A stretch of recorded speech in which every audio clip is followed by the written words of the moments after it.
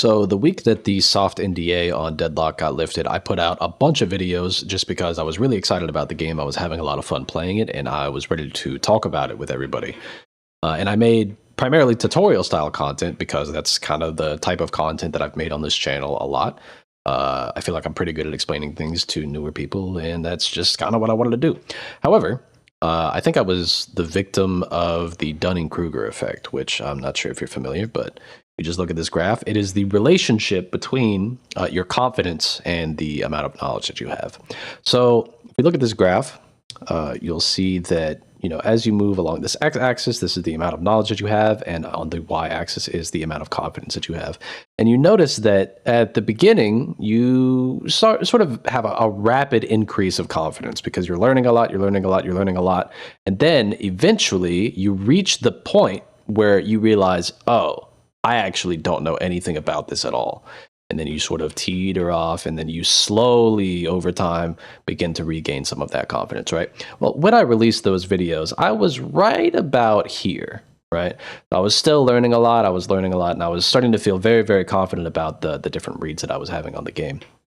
And now, fortunately, I think a lot of the content that was in some of those introductory videos is still fairly useful, mostly because I intentionally, when I made them, was trying to talk about sort of generic MOBA principles or things that were observable within the game and extrapolating them out into principles, specifically for the reason of A, just acknowledging that I probably didn't know as much as I thought I did, and B, just, you don't want to get too heavy into the details and then make everything only information that's based on that patch. You want to make it, sort of future-proof in some sense, right?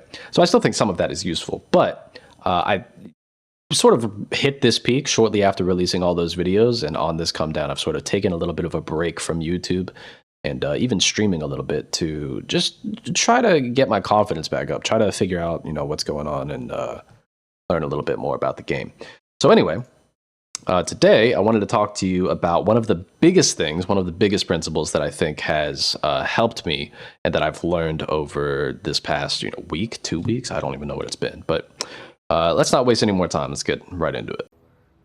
So this is a video really about the neutral camps in this game because I think that I didn't do them proper justice. All I really said in the previous video was in regards to strict efficiency, making more money faster. Killing lane creeps is going to be more beneficial than farming jungle creeps because they just give you more souls. If I come over here and I kill this lane creep, fine, I'll kill this lane creep. How about that? Everybody wants to line of sight me. I kill it, I get about 75 souls. And, on average throughout the game, these are going to give you like about 100 souls each. Whereas the jungle creeps, these small ones in particular that spawn right around here, they're only going to give you about 50. However, the thing that I failed to account for was the fact that these have respawn timers that start after they've been killed. This really does shake out the dynamic compared to a game like Dota, which is where I'm sort of from. So in Dota, all of the neutral camps spawn every single minute on the minute.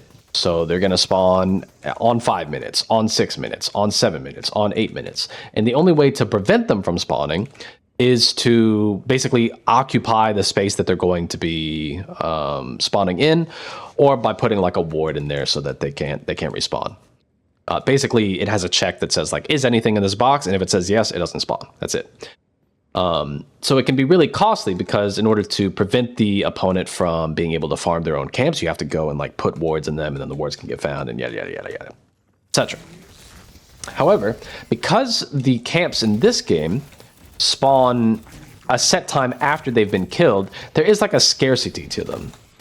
And when you kill a camp, you are effectively putting it on cooldown to free it up to spawn again, right? So at 2 minutes, I'm going to wait for this ability to come up. I'm going to just throw this out. I'm going to farm this camp. And then boop. Those were all killed at 2:11, so I know for a fact that this camp is going to respawn at 6:11. So why is this important? Well, it means that the most efficient thing that you can do is be pushing out your lane hard enough to be able to come back here, farm a camp, sit quickly, and then come back out here to catch the wave as it pushes back into you. So In Dota, again, when you are pushing out lanes, there are a lot of ways to manipulate the wave. So, for instance, the moment of securing or denying a creep happens at the time that it's been killed, at the time that it's been last hit. And so when somebody is denying a creep, they're literally killing their own creep to do it. And so that implies, of course, that there is the ability to deal damage to your own creeps. And you can also pull the neutral camp. So like, for example, I could come over here in Dota and I could say, hey, follow me. And then I could walk this neutral camp over here and they would start shooting my minion wave to be able to deny the opponent the ability to get some of the, I guess in this case, souls, but in that case, gold, right? So when you push a lane out in Dota, technically there's no guarantee that it's going to come back to you quickly, right? There are lots of different ways that the opponent could try to freeze the wave and try to lock you out from ever getting that gold again, necessarily. So the jungle is really something that you go and do just because you're not strong enough to be able to go and contest and get one of the waves, right?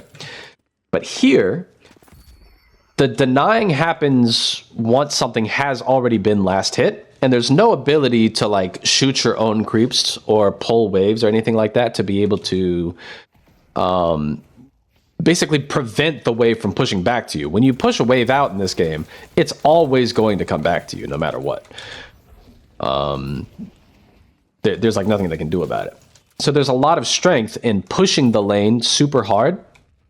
And then if you're really, really strong, what you can do is you can come to the opponent's side of the map and farm their own camps.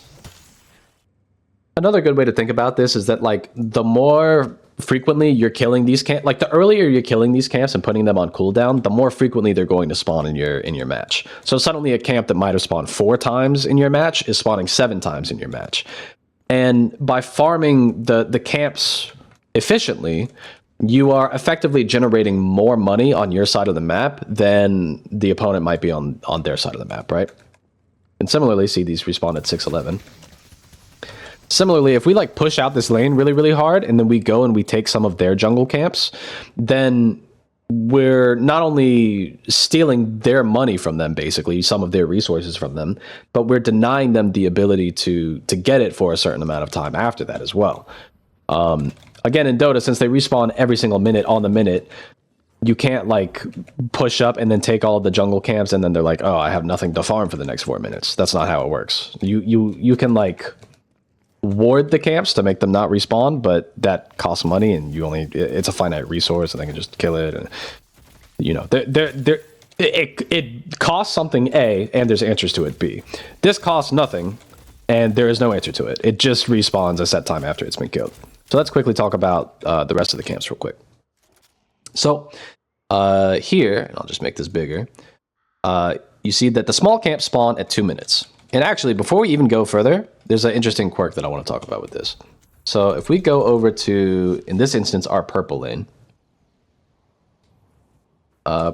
these side lanes are a little bit screwy.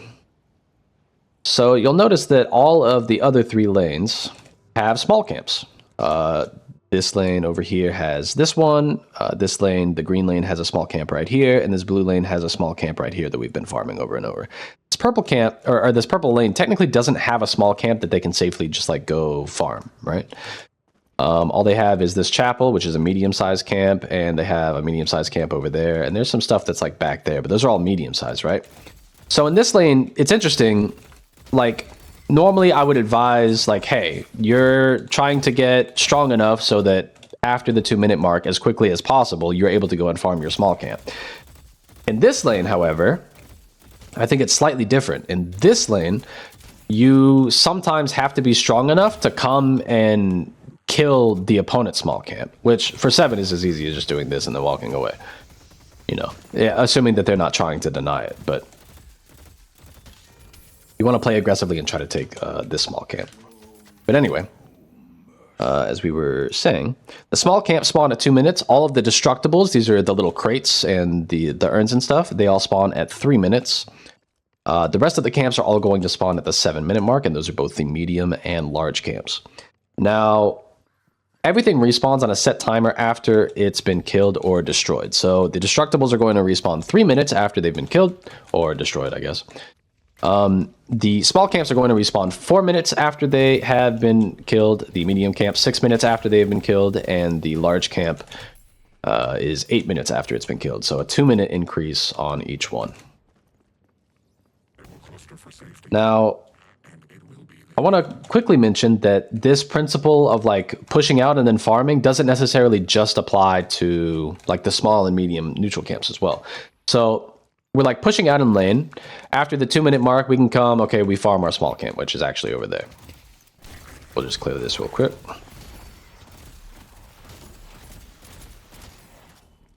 Okay, so we push out the lane, we come, we farm the small camp. Cool. It's like 2 minutes and 30 seconds in. Cool. We come back out. We push this pretty hard. It's 3 minutes and 30 seconds in. Okay. Now all the destructibles have spawned. We can do what I call like a box run, which is say we're in this green lane. We'll just run down here. Oop. 2 breakables in here. 2 breakables. 2 breakables. There's one over there, but I'm not worried about it right now. This is just a demonstration. Come up here. 2 breakables. Breakable, breakable, and now we're back in lane and we're ready to catch the wave that's coming back in, right? Another route that you could possibly do if you want to go a little bit longer is come in here, and here we'll just break this, and then we'll come down here. And there's this, this, and then we got to go back up to catch our wave, so we'll just run up here. Boop, break those. And hey, we're back in lane.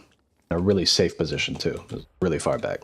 That takes a little while, but if you've pushed up hard enough, or maybe you've even taken that tower, it's like another little run you could do. But that's a like post 3-minute concept. And then like 7 minutes in, we were obviously taking the median camps and stuff. It's really important whenever you're capable of doing so, farming on the opponent's side of the map. It's so unbelievably strong. Super, super good. Anyway, this was just sort of a little ramble, but I hope explaining how these camps function has been somewhat helpful. I think really the big key is push out. Once you pushed out, know that the wave is coming back. You've given yourself space to go do some of this other farming. It's like it's less optimal to farm in comparison to just having waves come at you all game long. But if you like push out, you know that it's coming back. They can't like deny their own creeps by killing them or anything like that. You go and farm some of these and you catch them as they're coming in. Then it's not like a loss of efficiency. It's just, it's more efficient because this is just a bonus on top of the waves that are coming in, you know, as they naturally would. If you are on the opponent side of the map, take camps as aggressively as you can. If you're taking the small camp, it's like, it's 150 gold. It's going to come back in 4 minutes. It's not the end of the world. You take a medium camp, that's like 300 to 400 souls, not gold specifically. And that doesn't come back for 6 minutes.